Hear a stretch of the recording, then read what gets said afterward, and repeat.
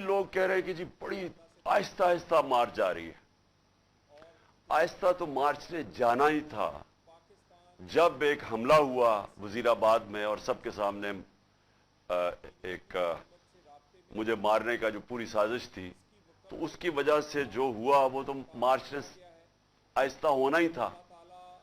اور میں یہ مارچ کا پہلے آپ ساری قوم کو بتا بھی دوں کہ یہ کیوں ہے، کہ اس کے اوپر بڑا پروپیگنڈا ہو رہا ہے کہ جس طرح پتہ نہیں کیا ہم ملک پہ ظلم کر رہے ہیں. اپنی قوم کو یاد کرانا چاہتا ہوں کہ میرے 3.5 سال میں 3 لانگ مارچز ہوئی، بلکہ ایک چوتھی ہوئی تھی جو کہ راستے میں رک گئی تھی. 4 ہوئی تھی لانگ مارچز. تو کیا وہ غیر جمہوری چیز تھی؟ پوری انہوں نے کوشش کی گورنمنٹ گرانے کی. مقصد چاروں کا ایک ہی تھا، NRO لینا. یعنی میں عمران خان کو اتنا بلیک میل کریں کہ وہ ان کے کرپشن کیسز ختم کر دے. تو یہ جو لانگ مارچ ہے یہ اس سے بالکل مختلف ہے. عمران خان کوئی اپنے کرپشن کیسز نہیں ختم کروانے کے لیے کر رہا. یہ ملک کے لیے بہت ضروری ہے کہ اس وقت ہم اپنا جمہوری حق، پرامن احتجاج ہمارا جمہوری حق ہے، ہم اس کو استعمال کرتے ہوئے ہم اس ملک کے اندر صاف اور شفاف الیکشنز کروائیں.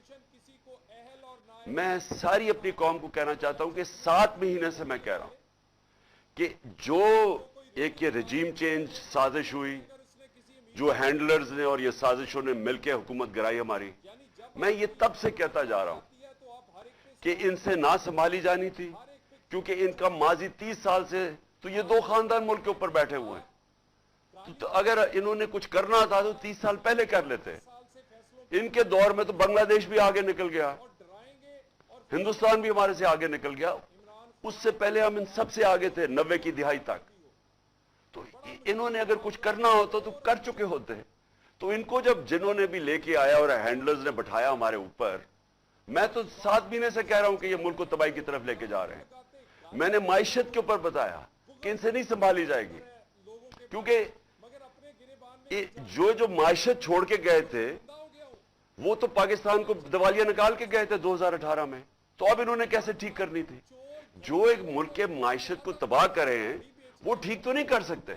جو ملک کے ادارے تباہ کریں، دنیا کی تاریخ میں وہ جو ادارے تباہ کرتے ہیں وہ ٹھیک نہیں کر سکتے. تو میں تو تب سے کہتا جا رہا تھا کہ ہم نے اتنی مشکلوں سے 17 سال کے بعد پاکستان کی جو معاشی ترقی تھی وہ 17 سال کے بعد بہترین چل رہی تھی. جو ہماری دولت میں ملک کے اضافہ ہو رہا تھا یہ تو لکھا ہوا ہے. یہ کسی ایکسپرٹ سے بھی پوچھ لیں کہ یہ 17 سال کے بعد پاکستان کی معیشت اوپر جا رہی تھی. سب سے بڑی بات، اور آج فیصلہ آباد میں لوگ دیکھ رہے ہیں، جو انڈسٹری ہے، جو لارج سکیل مینوفیکچرنگ ہے، جس سے اصل میں ملک کی دولت میں بھی اضافہ ہوتا ہے اور روزگار بھی ملتا ہے، وہ تو شاید 50 سال میں سب سے تیزی سے 26% پہ بڑھ رہی تھی ہماری لارج سکیل مینوفیکچرنگ، جو آج گر کے 0 پہ پہنچ گئی ہے. تو جب وہ ملک ترقی کر رہا تھا اور انہوں نے سازش کر کے گورنمنٹ گرائی، تو ہمیں تو پتا تھا کیا ہونا ہے.